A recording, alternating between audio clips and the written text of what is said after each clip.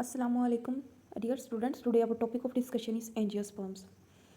Characteristics of angiosperms include that they are flowering plants and they have vascular bundles.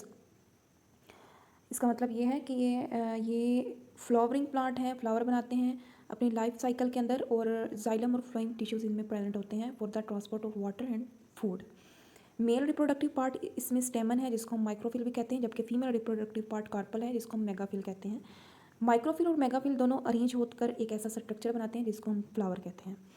Ovule are included in ovary and the base of the megaphyll. इसमें जो ovule बनता है वो ovary के अंदर बनता है और it is attach at the base of megaphyll, यानी कि फीमेल रिप्रोडक्टिव पार्ट में के साथ ये अटैच होता है। The pollen grains transfer from anther to stigma and reproduction take place by pollination. They are responsible for the transfer of genetic information from one flower to the other. The sporophytes are diploid. इसके अंदर complex root system होता है which is consist of cortex, xylem, phloem and epidermis.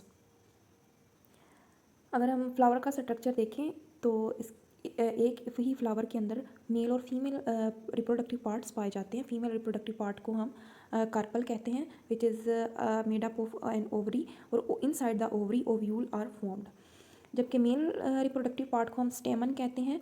Eight the one end of stamen anther is attach and inside the anther pollen grains are formed and anther is attached with the stalk and this stalk is attached at the base of the flower.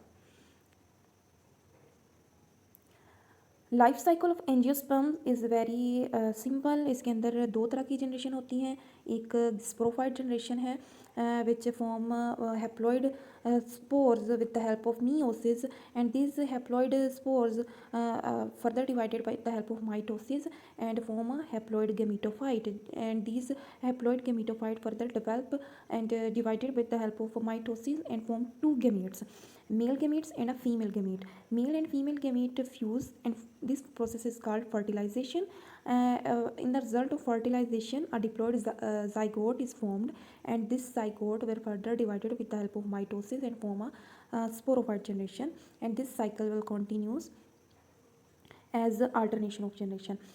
It means alternation of generation के अंदर दो तरह की generation होती हैं, एक sporophyte generation है और एक गेमेटोफाइट जनरेशन है। स्पोरोफाइट जनरेशन जो है स्पोर बनाती है, जबकि gametophyte generation is gamete producing generation. Sporophyte generation diploid होती है और गेमेटोफाइट जनरेशन हैप्लॉयड होती है।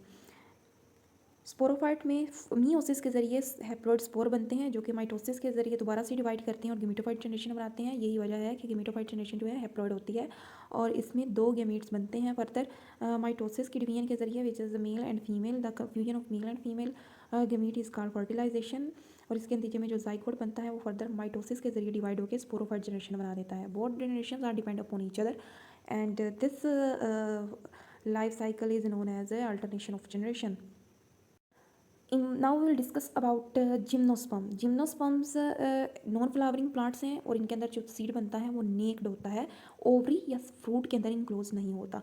These group of plants have ovules which are not enclosed and thus seed remain naked. Most of the gymnosperms are evergreen woody perennial with shrubby or tree-like habitat. They show xerophytic characteristic. It means they can exist in those environment which has less amount of water. Many of them are very large in size. The gymnosperms are most ancient seed-bearing vascular plants and the ovules on scales which are arranged in cone-like structures. इनमें mail और female cons बनती हैं gymnosperms के अंदर और उनके अंदर ovule की ग्रोथ होती है. Gymnosperms relay on airborne transport of pollen and most produce huge amount of pollen. ज़्यादातर जो जिम्नोस्पर्म्स हैं ये ट्रीज़ हैं और इनकी हाइट बहुत ज़्यादा होती है. Gymnosperms however are trees of the conifers. The redwood exceed 100 meters in height and although giant redwood is not tall as its trunk is more massive, यानी कि इनके जो तने होते हैं वो बहुत ज़्यादा मोटे होते हैं as compare to their heights. इनके अंदर जो रिप्रोडक्शन होती है वो मेल और फीमेल कोन्स के जरिए होती है. Gymnosperms are heterospores and they are bear two kind of spores, microspore and megaspore, यानी कि दो मुख्तलिफ किस्म के इसमें स्पोर बनते हैं, माइक्रोस्पोर एंड मेगास्पोर.